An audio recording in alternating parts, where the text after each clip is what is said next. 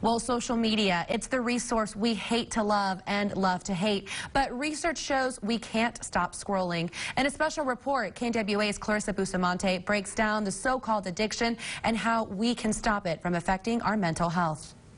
In 2013, the average internet user had about 4 social media accounts.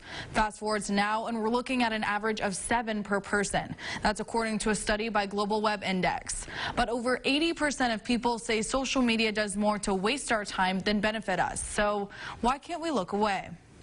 If I were to let it, social media would be 100% of my job as Miss Arkansas.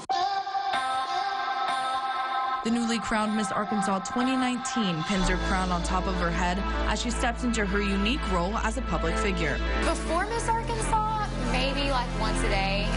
After Miss Arkansas, social media is a part of the job. Making appearances, hosting events, and of course, sharing her life with anyone who wants to see it.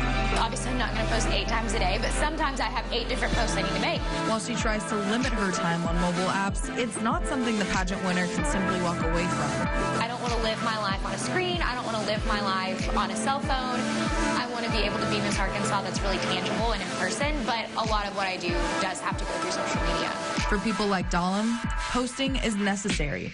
But a 2019 poll found that most people think social media does more to waste our time.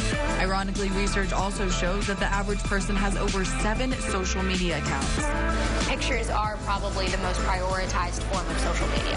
Instagram, which focuses on photos, has hit 1 billion active monthly users as of June 2018. With a post comes likes, and with likes comes dopamine, a key ingredient in happiness. There is chemical release in the brain when we experience positive things like that, and it gives us this euphoric feeling. Susan Kristanak with Northwest Health in Springdale says while social media gives, it can also take away, especially when people lean too much on it. Unfortunately, that can be their only source of reinforcement, and so when that wavers for whatever reason, that could be very detrimental to their overall feeling. When we get on social media, we look for reinforcement, a sense of confirmation. That reward mechanism of, wow, it's my birthday and so-and-so remembered, or I got a new job, I had a new baby, and here's the new pictures, and people acknowledge and give good wishes. We want to show the best version of ourselves. But where are we going to take the best picture?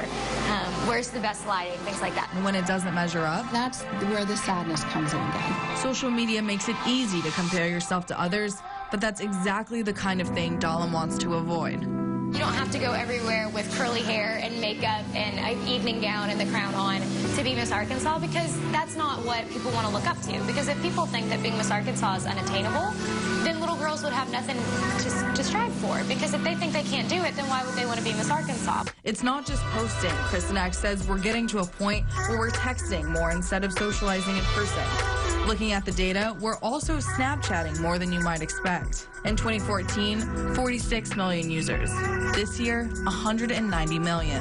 That's a loss. That's a true loss for us as human beings, not to have that true experience with each other. Yet 57% of people say they haven't made an effort to limit or quit using social media in the last few years. And that goes back to not so much social media, but being comfortable with yourself. People who are trying to cope with a struggle or situation, for example, those who have cancer, diabetes, or face infertility, can also use social media as a tool to connect.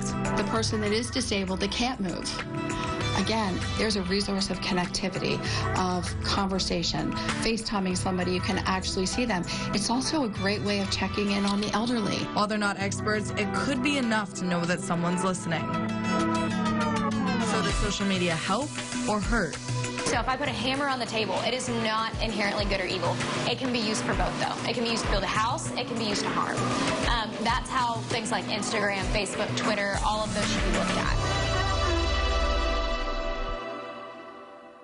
How many hours do you think you're on social media? Head to our Facebook page and take our poll. And also don't forget to join us this Thursday for a live Q&A session with Dr. Margaret Rutherford, who gives us a deeper look into how social media affects our mental health. In studio, Clarissa Bustamante, KNWA Northwest Arkansas News.